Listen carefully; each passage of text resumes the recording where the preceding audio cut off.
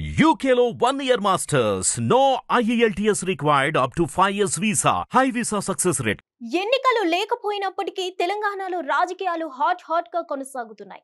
అధికారం పోయిందనే బాధ బీఆర్ఎస్ లో కనిపిస్తుంది. అధికారం దక్కిందనే ఆనందం కాంగ్రెస్ పార్టీలో ఉంది. ఇప్పుడు రాష్ట్రంలో కాంగ్రెస్ వర్సెస్ బీఆర్ఎస్ నేతల మధ్య మాటల యుద్ధమే జరుగుతుంది.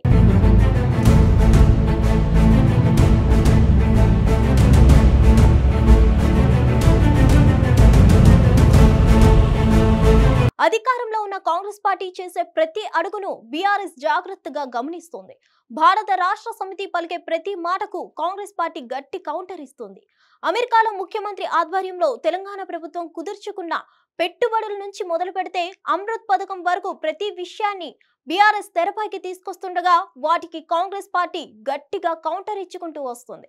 అయితే ఈసారి అమృత్ పథకంలో 8,888 కోట్ల అక్రమాలు జరిగాయని కేటీఆర్ ఆరోపించారు. ఈ ఆరోపణలు గల్లీ స్థాయి నాయకుడు చేస్తే పెద్దగా పట్టించుకునేవారు కాదు. సాక్షాత్తు కేటీఆర్ అనడంతో సహజంగానే వీటికి ప్రాధాన్యం ఏర్పడింది.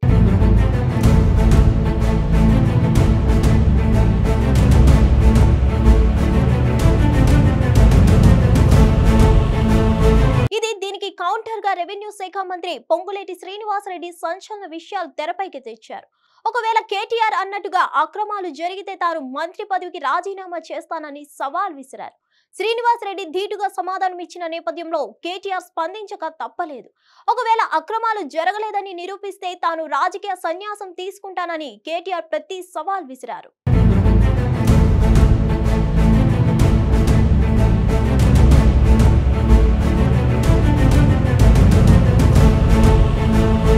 పేరొందిన నాయకులు ప్రతి సవాళ్లు విసురుకోవడంలో సహజంగానే తెలంగాణలో చర్చ మొదలైంది. అయితే వీరిద్దరూ రాజీనామా చేస్తారా, రాజకీయ సన్యాసం తీసుకుంటారా? నెవర్. ఇలాంటి పనులు జరగవు.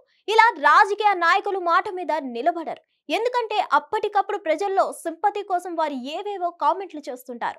అంతే తప్ప అందులో అవినీతిని కేటీఆర్ నిరూపించలేరు.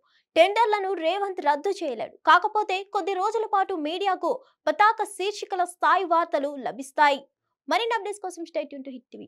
హిట్ టీవీ యాప్ ని డౌన్లోడ్ చేసుకోండి. ఇందులో short news, live news, entertainment movies అన్ని అవైలబుల్ గా ఉన్నాయి. Please download Hit TV app. Hit TV app. Hit TV app ని ఫ్రీగా డౌన్లోడ్ చేసుకోండి.